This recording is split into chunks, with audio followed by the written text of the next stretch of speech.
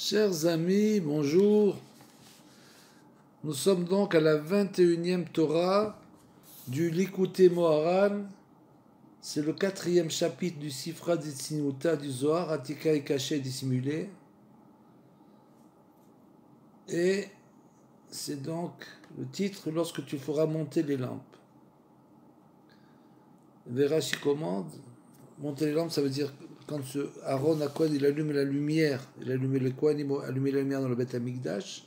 Il fallait que faire monter la flamme. Et c'est ce que Rashi commente en disant que la flamme monte d'elle-même. C'est-à-dire qu'elle doit faire monter la flamme. Le Kitzur Likutei Moharan est un résumé en quelque sorte du Likutei Moharan. Bien sûr, Rabbeinu, bien que pour lui, comme il explique, il n'a pas pu descendre plus bas en écrivant le Likutei Moharan, et pour nous c'est déjà un livre qui est d'un niveau extrêmement élevé.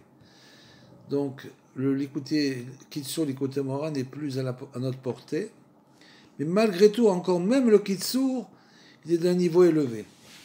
Donc il faut essayer d'écouter ce qui est écrit, de lire, d'écouter, et d'être patient pour essayer de tirer une conclusion. Il faut souvent écouter plusieurs fois les Torot, c'est-à-dire les lire plusieurs fois pour, bien sûr, pour comprendre. Parce qu'il faut bien comprendre que les Torot de Rabbeinu ont été écrits totalement Roa Kodesh. Il dit qu'il y a même certaines Torot où carrément, en quelque sorte, l'âme est sortie du corps pour écrire la Torah. Donc c'est des Torahs qui ont un niveau extrêmement élevé, malgré que pour lui c'était loin de son niveau maximum. Et disons que bon, c'est des Torahs quand même qui sont très très élevés, donc il faut de la patience, il faut un peu écouter et reprendre pour essayer d'en tirer des conclusions et que ça nous amène toujours des etzot, les conseils. Toute la Torah de Rabbeinu, c'est les conseils. Donc voilà comment ça commence ici. Itlavut alev nolad mechamat noat asechel. L'ardeur du cœur, de quoi il parle? Il parle, nous manquons d'ardeur, nachon. Quand nous prions, quand nous étudions, tout ce que l'on faisait, en faisant dans notre génération, on manque totalement d'ardeur. On prie souvent comme des robots. On n'arrive pas à réveiller notre cœur. Et donc c'est souvent des mots vides, des prières vides, malheureusement. C'est pour ça que le Bodé doute est quand même un moment privilégié qui remet tout ça en marche. Quand on s'assoit pour faire les Bodé doute, même si au début c'est un peu difficile, malgré tout, ça donne de l'ardeur, ça réveille notre ardeur. Donc là, nous dit Rabbeinu, itla avut aled, donc l'ardeur du cœur, nolad mechamat nuat asechel, ça vient des mouvements de la pensée. C'est-à-dire, ça veut dire quoi? C'est-à-dire que ça provient des mouvements de l'esprit, on va expliquer, ou kefi mi'irat nuat asechel ken molit romalev. Plus l'homme a des pensées permanentes de Torah, bien sûr, et malheureusement même dans le côté, j'allais dire, obscur de la force, c'est-à-dire au niveau des forces négatives, bien sûr, c'est la même chose. C'est-à-dire que les pensées négatives vont aussi réveiller le Yetzer Hara dans le cœur, le Yetzer Hara et le Yetzer Tov. Donc quand on a des pensées de Torah, ça va réveiller en quelque sorte le Yetzer Tov dans le cœur. Et quand on a des mauvaises pensées, ça réveille le Yetzer Hara dans le cœur. Donc on voit que la manière, la rapidité avec laquelle nous pensons les choses dans la Torah réveillera le cœur. Kitevat noat shemolid chom, parce que la nature est que un mouvement entraîne toujours de la chaleur. Dayenu al yede she'adam mitnoaya sechlo l'archov betorah va'oda, comme on l'a dit, si un homme donc commence à comprendre qu'il doit essayer pendant la journée, même pendant son travail, etc., d'avoir des pensées de Torah, de ce qu'il a étudié. Le matin, il se lève, il fait la prière, etc. Après, il étudie un petit peu. Donc, cette étude, même s'il va travailler, il a étudié. Ce qu'il va étudier le matin, il doit y penser pendant la journée. Donc ça va travailler toute la journée. Al yedeze nitramem venitlaev libo le Hashem itbara, et que c'est comme ça qu'en pensant en permanence, en quelque sorte, on arrive à réveiller notre cœur pour servir Dieu. Nimsa, כשזוכה לשפע אלוקית, שהשכל נשפע לו במהירות, שאין צריך להשתמש בשום הקדמה. Donc pour une personne comme ça, qui mérite de recevoir l'abondance divine en quelque sorte, d'une intelligence qui se déverse sur l'homme de façon rapide, dans ce cas, si l'homme reçoit cette abondance divine, de Torah bien sûr, à ce moment-là, il n'y a pas besoin d'introduction pour aucun sujet. L'homme est prêt tout de suite à recevoir le sujet. C'est ce qu'on appelle une personne éveillée. Une personne éveillée, c'est une personne qui constamment pense Torah et donc est prête à recevoir un nouvel enseignement sans qu'il soit nécessaire de faire des longues introductions. Al yedeze ameirut shebalev, shalevet shebalev, ola tamid meila, et donc cette flamme qui est dans le cœur, comme on l'a dit au début, elle monte d'elle-même. Elle monte, c'est comme une flamme qui monte toute seule, d'elle-même. Al yede itlaavut anaal zoche legaresh roar atuma, et bien sûr, tout ça, l'essentiel, c'est que quand il n'y a pas de vide dans le monde. C'est-à-dire où on pense, on ne peut pas être parvé. Où on pense bien, ou on pense mal. Il n'y a pas de pensée parvée. Donc, qu'est-ce qu'il faut ? Grâce à ce mouvement du cœur, on mérite justement, et de la pensée, on mérite quoi ? On mérite d'éliminer le vent négatif, le vent de folie, Ruach Shtut, ou Meter Libo, et on peut purifier notre cœur. Donc c'est la manière de purifier notre cœur, c'est simplement d'essayer de construire une vie, comme on l'a dit dans la Torah précédente, parce que les Torahs de Rabbeinu n'ont pas l'air d'avoir de rapport entre elles, mais enfin, il a dit, c'est toute une suite. Toutes ces Torahs, les 411 Torahs de l'écouté moral, en fait, c'est une suite d'un début, du début à la fin. Donc, grâce à ça, si l'homme a des pensées de Torah, ça va donc éveiller son cœur avec son cerveau, il a des pensées donc, il va éveiller le cœur, et grâce à ça, il va pouvoir réussir à éliminer le Yetzer Hara du cœur. Ki neged she nitlaev nitvaer leve'era o letava ra'a raz shalom shemisé nitma libo. Et c'est comme je l'ai dit tout à l'heure, exactement, c'est-à-dire que c'est où on a des pensées, on a donc de l'ardeur dans le cœur, le désir de se rapprocher de Hachem, ou bien automatiquement on va tomber dans l'autre côté, c'est-à-dire le désir des passions. Raz Shalom, Shemisé, Nimta, Nibo, et de ça, bien sûr, le cœur, au lieu de se purifier, va s'impurifier. Negedze Tzarir, Sheitlaev, Veyaver Libo, le Hachem Itbarar. Donc, pour combattre le mauvais penchant, il faut de l'ardeur, du désir de se rapprocher. C'est tout. Simplement, ce désir-là, nous devons le travailler tous les jours, fermer les yeux et penser toujours qu'on veut se rapprocher de Hachem, pendant la prière, pendant l'étude, etc. Pendant les des doutes, tout ça, on doit le penser, on doit le dire. C'est-à-dire penser sans arrêt se rapprocher de Hachem. Qui teva à Esh, parce qu'autrement, on tombe de l'autre côté. Qui teva à Esh, shemegaresh à Avir, kemoshe itbarer bechush, parce que la nature du feu, c'est d'éloigner en quelque sorte l'air. Et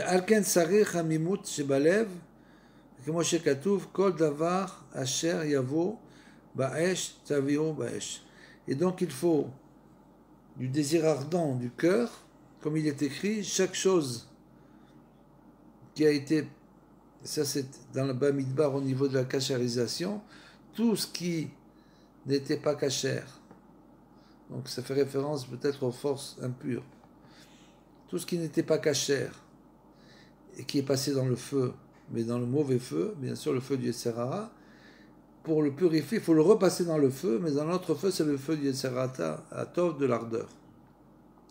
Al Yedeze, Mitpalel, Velomed, Bitlavut. Et ce qu'on a dit, grâce à ça, alors la vie spirituelle d'un homme va totalement changer.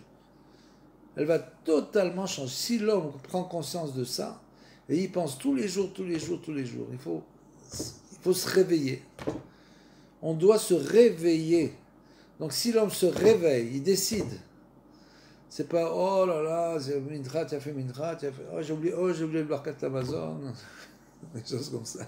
Donc on tombe tous là-dedans. Donc si l'homme il se réveille et il dit mais je vais servir toute ma vie, je vais servir Dieu de cette manière, je fais les brachot sans penser à rien, le tefila, je pense au travail, aux enfants, à la maison, donc il faut se réveiller, il faut se dire, il faut arrêter, ça y est, on va changer, on change le disque, comme on dit. On change de disque, et là, on va avoir le ditlavut, on va se réveiller, on va crier vers Hachem. On peut demander au Hachem qui nous donne de la ditlavut, c'est-à-dire du désir de se rapprocher de lui. Dans les des doutes, c'est ça, on doit demander tout à Hachem. Donc on lui demande qu'il nous rapproche de lui, qu'on ait le désir de se rapprocher de lui. Al Yedeze, Mitpalel, Velomed, et alors après tout ce qu'il fera, tout ce qui ses prières, ce ne sera plus une corvée, ce ne sera plus une punition de faire les prières journalières, d'aller à la synagogue, se lever le matin, d'aller étudier, ce sera au contraire. Al Yedeze, chez Mitpalel, Velomed, Mitlavut, alors il prie, il étudie avec un désir ardent. Al Yedeze, Yeta'er libo, Meroch shtut, petit à petit il va éliminer dans sa vie toutes les choses qui sont inutiles. Ce qu'on appelle les motarot. Il n'y a rien de pire, nous dit Rabbeinu, que les motarot, les choses superflues. Donc il va éliminer, par exemple, c'est comme quelqu'un qui a accumulé des objets dans sa maison et un jour il dit, mais qu'est-ce que je vais faire de tous ces objets? J'ai des tonnes d'objets, je m'en sers même pas, ça reste là comme ça dans une étagère. Ça s'accumule. Un jour, la personne elle s'énerve, elle dit ça y est, aujourd'hui je prends un carton, je balance tout. C'est la même chose. On doit prendre le carton, toutes les mauvaises pensées, tout ça les balancer et changer de disque. Al Yedeze, Yetaher, Libo, Meroch tout. Et grâce à ça, il va pouvoir purifier son cœur de ce vent de bêtises. Veiske, la lèvre taor, il va mériter d'avoir un cœur pur. Al Yedeze, Yeske, le Daber, Beno, le Benkono. Et c'est finalement grâce à ça qu'il pourra faire l'Isbod des doutes. C'est pour ça qu'on a du mal à faire l'Isbod des doutes. Pourquoi? Parce qu'on n'a pas de désir de nous rapprocher de Hachem. Dès l'instant où on travaille là-dessus, c'est un travail qu'on doit faire. Le désir, c'est pas que tu attends que ça te vienne. D'un coup, tu attends de recevoir un cadeau du ciel. Un jour, tu vas te réveiller. Et ce jour-là, ça y est, tout va changer. Ça ne marche pas comme ça.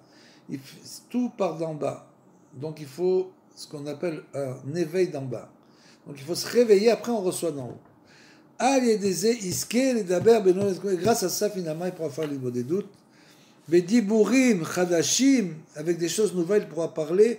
Bechol Pam, chaque fois. Shem Bechinat Ruach HaKodesh Mamash, et il pourra même arriver jusqu'au roi HaKodesh grâce à ça, c'est-à-dire véritablement à l'Esprit Saint. Une chose incroyable. Et donc c'est pour ça que c'était la force de Rabbeinu, c'est qu'il n'a jamais, dans les 38 ans de sa vie, il n'a jamais une seconde, vous entendez ce que je dis, une seconde laissé tomber son itlavut, son ardeur de se rapprocher de Hachem. Pas une seconde. Comme le raconte Rabbi Nathan, qui était complètement éberlué de voir ce qu'il a vu, il disait, je ne peux même pas l'écrire avec des mots, de voir à quel point Rabbeinu, malgré toutes les épreuves qu'il a eues, il n'a pas abandonné une seconde. C'est une force terrible, ça. Bon, vous allez me dire, on n'est pas Rabbeinu, hein. On n'est pas allés tous dans la maison du Baal Shem Tov. On n'a pas une mission, on n'est pas une âme des Sgoula qui est descendue dans ce monde pour éclairer le monde entier. Mais Rabbeinu, il dit quand même, moi, si vous venez chez moi, vous serez comme moi. Ça veut dire quoi? Vous savez comme moi. Ça veut dire qu'en fait, il nous purifie du mal. C'est ça qu'il veut dire. Bien sûr, on ne sera pas au niveau spirituel, mais il nous purifie du mal. C'est-à-dire qu'on serait comme lui, ce qu'il nous fait des tzadikim. Ils seraient tous des tzadikim. C'est comme ça qu'il dit Rabbeinu. Tous ceux qui se rapprochent de moi, Rabbeinu, c'est un feu. Donc le feu, quand on se rapproche de feu, il nettoie tout. Il dit, je suis celui qui nettoie toutes les tâches. Je nettoie les tâches et je ferai de vous des tzadikim. Donc tous ceux qui se rapprochent de Rabbeinu, il finit par être un tzadik. Parce que la Torah de Rabbeinu, c'est une Torah de feu. Donc ce feu-là, comme on dit, il nettoie. Donc il faut essayer d'écouter une fois, 2 fois, 3 fois, jusqu'à ce qu'on comprenne, on se réveille. Tant qu'on ne s'est pas réveillé, ça veut dire qu'on n'a pas encore bien écouté. Il faut continuer. Donc grâce à ça, finalement, voilà pourquoi on doit faire l'Ibo des doutes. Comment on peut faire l'Ibo des doutes? Qu'est-ce qui nous manque? Pourquoi on n'arrive pas à faire l'Ibo des doutes? Et c'est justement ça qui provoque l'Ibo des doutes. Al-Yedé atnuat molid chamimut, dayenu al-Yedé chez mitnoea, les marshava, begdulat abore idbara, ve'atora kadosha anal. Comme on l'a dit, grâce donc à le mouvement du cœur provoque de la chaleur, tout mouvement provoque de la chaleur, ayenu al-Yedé chez ça, que la pensée de l'homme est sans arrêt en effervescence, comme on dit, c'est-à-dire on devrait être comme ça, on devrait être en effervescence, on lit des choses comme ça de Rabbeinu, par exemple, des choses incroyables qu'il nous raconte, là, c'est des choses, vous avez jamais entendu une chose pareille. Donc, c'est le Chidushim de Rabbeinu, comme on dit, c'est une Torah nouvelle complètement. Donc, si on s'attache rien qu'à cette Torah, on se réveille totalement. Donc, grâce au mouvement de l'esprit, l'homme pense, il étudie, il prie, il pense toute la journée. Ayenu al-Yedé, que sa pensée est en action en permanence sur la grandeur du Créateur et de la Torah à Kedusha. C'est comme ça que l'homme se réveille. Vechen ikar chamimut yesod ha'esh ou ma shemekabel atnuat kochavim ki yesod ha'esh ou samur legalgalim vechen kol galgal mekabel migalgal shelemala mimeno. On va essayer d'expliquer ça. Bien sûr, des choses très profondes, difficiles à comprendre. C'est-à-dire que la nature du feu, le feu reçoit sa nature, mais du mouvement des étoiles. Qui, c'est pas la guerre des étoiles, hein, faut pas confondre. Donc, le feu reçoit la nature des mouvements des étoiles, Tnuat HaKochavim, qui yesod ha'esh ou samur le galgalim, parce que l'élément feu est près des planètes. Kol galgal mekabel migalgal chez les malams et chaque planète reçoit d'une autre qui est plus haute que elle. Ve'alken al-Yedé chez Matzdik Arabim ayenu chez Mekarev bene Adam le'avodat Hashem idbarach ou al-Yedé chez Dan et kol Adam lekavsrut chez Gamze nikra Matzdik Arabim. Donc, Mazik Arabim, c'était un passouk comme ça, qui était marqué Mazik Arabim, Mikochabim Olam Vaed. C'est-à-dire que c'est celui qui. Ce sont en quelque sorte les dirigeants spirituels, les bons dirigeants spirituels, qui sont dans la droiture. Ayenu chez Mekarev Ben Adam, l'avodat Hashem Idbarach, ceux qui rapprochent les autres de l'avodat Hashem. Ou al-Yedé chez Dan, ou bien au niveau individuel, ça peut être aussi simplement une personne qui dan kol echad kasrut, c'est-à-dire qui juge toujours son prochain avec bienveillance. Celui qui ne voit pas le mal, qui sert toujours de sortir la nekuda tova.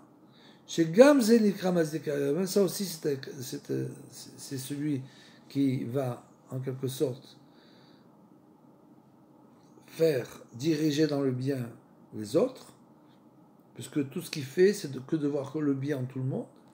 Al yedeze molid gam ken chamimut ve'itlavut l'Hashem itbarach, comme shekatuv, ou mezdike arabim kikochavim. Donc ça veut dire, grâce même à ça, si l'homme est positif, tout le temps positif, à ce moment-là, il va créer un mouvement qui va créer une chaleur en quelque sorte, itlavut, une ardeur de vouloir servir le Créateur, Hachem Itbarach, comme il est écrit, que ces tzadikim qui sont les mazdika ravim, ceux qui entraînent les gens dans le bien, ils sont comme des étoiles. Et donc, cette personne-là va recevoir en quelque sorte une ardeur de quelqu'un qui est au-dessus de lui, גם כן כמו הכוכבים שמקבלים למעלה ומורידים למטה, comme on vient de le dire, il pourra aussi influencer les autres dans le bon chemin, comme les étoiles qui reçoivent de ce qui est plus au-dessus d'elles et qui donnent ce qui est en dessous. Donc ça veut dire que si simplement nous essayons de juger, d'aller dans la voie de la droiture, et de juger toujours notre prochain avec bienveillance, ce qui est une chose extrêmement difficile, de toujours juger notre prochain avec bienveillance, alors ça nous provoquera plus d'ardeur dans la voie d'Hachem. Parce que bien sûr, dès qu'on tombe dans la négativité, que tout est noir, tous les gens sont mauvais, on ne voit que on écoute les informations, il parle de quoi? Du Hamas toute la journée. Alors le Hamas il a fait ça, le Hamas il a fait ça. Si on arrête d'écouter les informations, rien que les nouvelles, c'est des nouvelles difficiles, de toute façon tous les jours, c'est pas des nouvelles, c'est des nouvelles très difficiles, on est au courant de ce qui se passe, mais si on n'essaie de pas de tomber malgré tout dans le noir, à ce moment-là, on pourra, parce que bien sûr quelqu'un qui est dans le tsahar, la souffrance, la peine, c'est sûr qu'il a beaucoup de mal à servir Hachem. Donc il faut sortir de ça, essayer de justement de se rapprocher du bien, ne voir que le bien, que nos soldats ils sont extraordinaires, ce sont des héros. C'est sûr, on fait juste sur les choses positives. À ce moment-là, ça va nous réveiller notre ardeur de sévère Hachem, bien sûr. Al yedeze nitlaev alev zoche le ta'arat alev, comme on l'a dit, grâce à ce désir, on purifie le cœur. Donc c'est le moyen de chasser le mauvais penchant. Le mauvais penchant, comme c'est écrit dans la Gemara à plusieurs endroits, on ne doit pas s'attaquer directement au mauvais penchant. C'est pas en s'attaquant au mal qu'on arrive à le vaincre. C'est uniquement en faisant du bien. Plus on fait du bien, plus on voit le bien, plus le mal sera chassé. Et ce bien, c'est lui-même qui va lutter contre le mal. C'est pas nous, c'est le bien qu'on va faire. Donc il faut faire du bien, comme on l'a vu dans la Torah d'avant, il faut faire de chesed, il faut essayer de faire du bien, trouver un système de vie où on inclut le fait que nous aidons les autres, bien sûr. Al yedeze shemit laev, alev zoche letaharat alev, ve kuyambo ma shekatuv lev taor bara li elokim. Et donc ça entraîne le pasouk. Hachem a créé en moi un cœur pur et un esprit droit qui se renouvelle en moi en permanence. Donc grâce à ça, on renouvelle notre esprit en permanence. On ne tombe pas dans ce qu'on appelle la vieillesse. On reste jeune toute notre vie. L'important, c'est de rester jeune. Ce n'est pas une question d'âge, c'est une question d'esprit. Donc l'esprit jeune, pour qu'il reste jeune, il faut sans arrêt renouveler. Kima she medabrim beno leben kono ou bechinat roi akodesh kol echad lefi bechinato. Donc bien sûr, pourquoi? Parce que on se recharge là-bas, on se renouvelle en faisant l'idbo des doutes. Parce que là-bas, on reçoit l'Esprit Saint de l'Idbo des doutes, et c'est cet Esprit Saint qu'on va recevoir tous les jours qui va se renouveler, qui nous renouvelle. Qui aliédé chez Nirnas Lazé, ומכריח עצמו, ומכין עצמו לדבר בינו לבין השם יתברך, שולח לו השם יתברך דיבורים בפיו שהם בחינת רוח הקודש. Parce que si une personne se force, crée, elle fixe un temps d'Idbodedut tous les jours. Tous les jours à la même heure, c'est une heure où elle est libre. À cette heure-là, elle va faire Idbodedut. Vous pouvez faire Idbodedut quand vous êtes, bon, mais ça c'est plus difficile, hein, vous êtes dans les transports en commun par exemple. Qu'est-ce que vous allez faire? Rien. Donc vous asseyez, vous pouvez faire Idbodedut. Il faut essayer le temps de gagner du temps. Comme dit Rabbeinu, il faut voler du temps. Si on ne vole pas du temps pour la Torah, on n'a pas le temps de la Torah. Donc il dit Rabbeinu à la fin du Moran, il faut voler du temps. Tous les jours, voler du temps pour la Torah. Et pour les doutes. Donc, chez Nirnas Lazé, ou Machia, quand un homme décide, se force à faire ça, et Asmo le Daber avec Hachem, Hachem lui envoie des Vurim, il lui envoie des paroles, des pifs dans sa bouche, Shem Bechinat, qui sont comme du roi Kodesh. C'est-à-dire que lui, il veut parler à Hachem, il ne sait pas quoi dire, mais Hachem veut tellement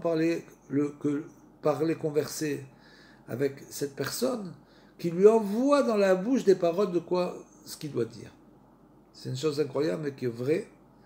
Mais David Ameler, à la Shalom, Yassad Mizé, Sefer Tehillim, et c'est ça le Sefer Tehillim de David Ameler, c'est qu'il a commencé à écrire, comment il a fait pour écrire tous ces Tehillim, c'est-à-dire, ça nous paraît complètement incroyable. On dit, on ne pourrait même pas écrire une ligne de Tehillim. On dit, mais comment est-ce qu'il a fait pour écrire ça? Comment il a fait? Comment tous ces sages, ils ont fait écrire tous leurs livres?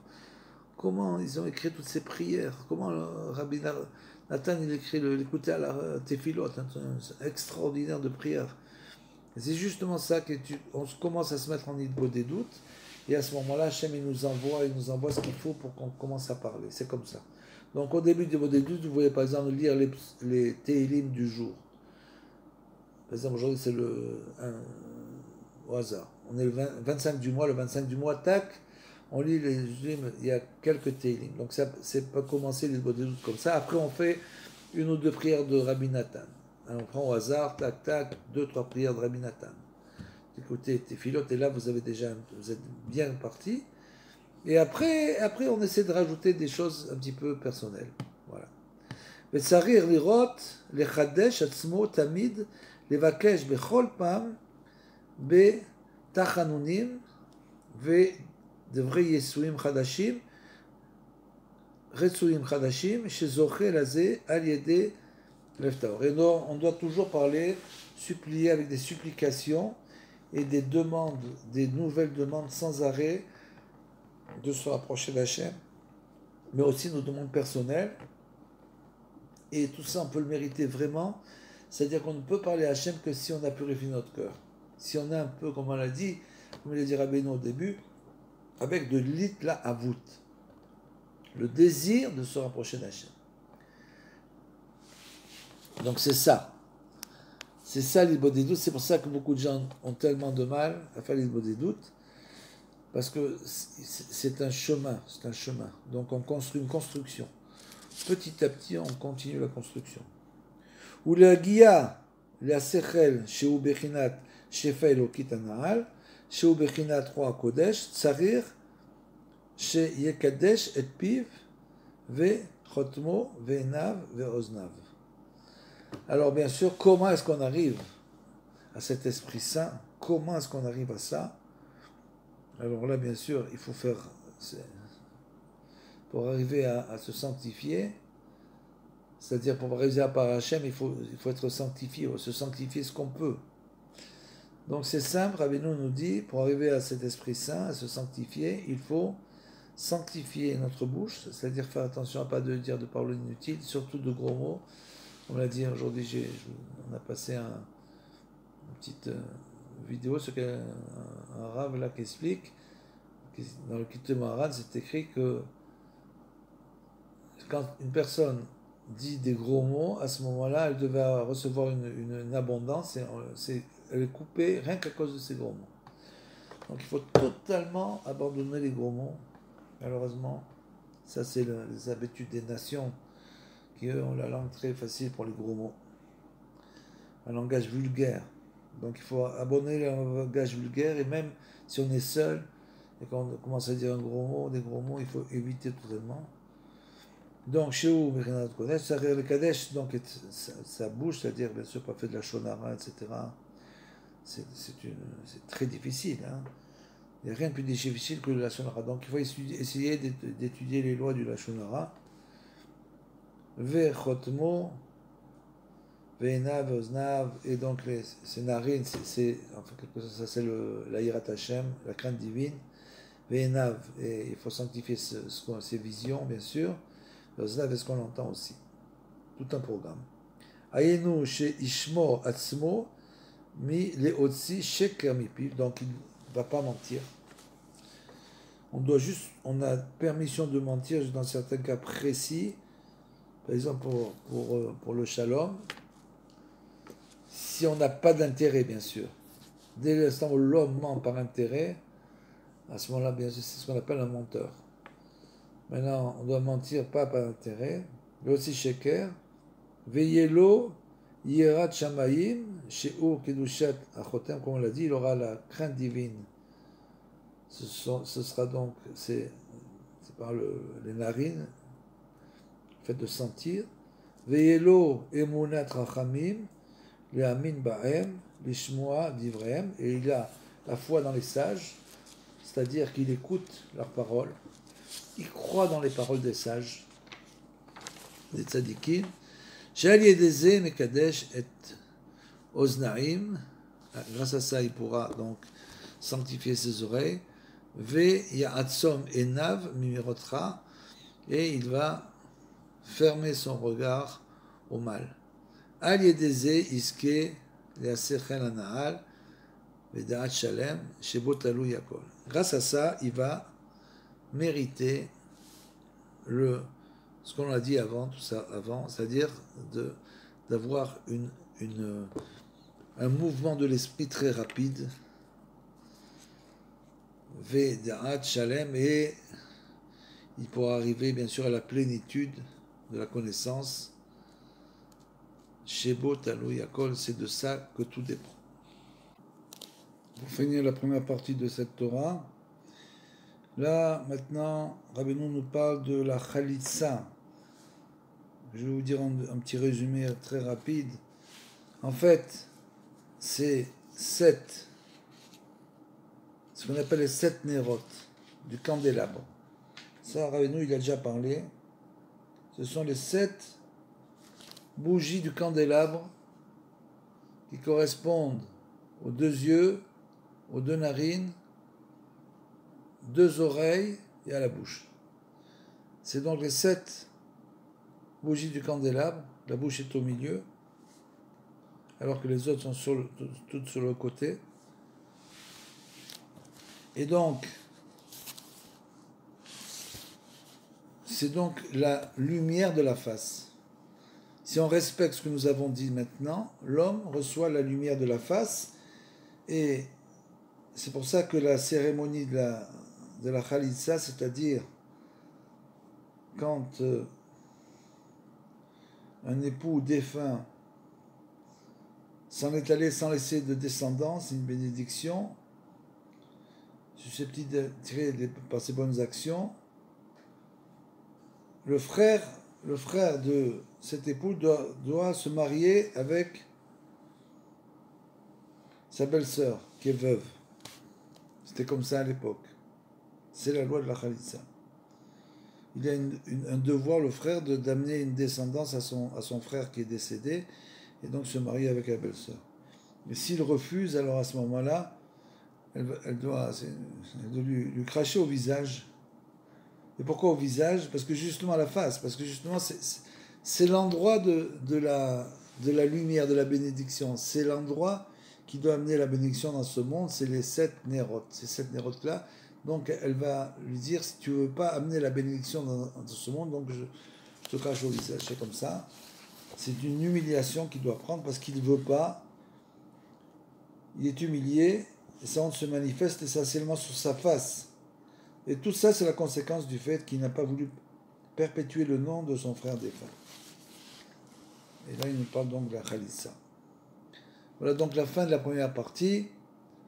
Nous continuerons bientôt, Bezrat Hashem, et finirons cette Torah magnifique.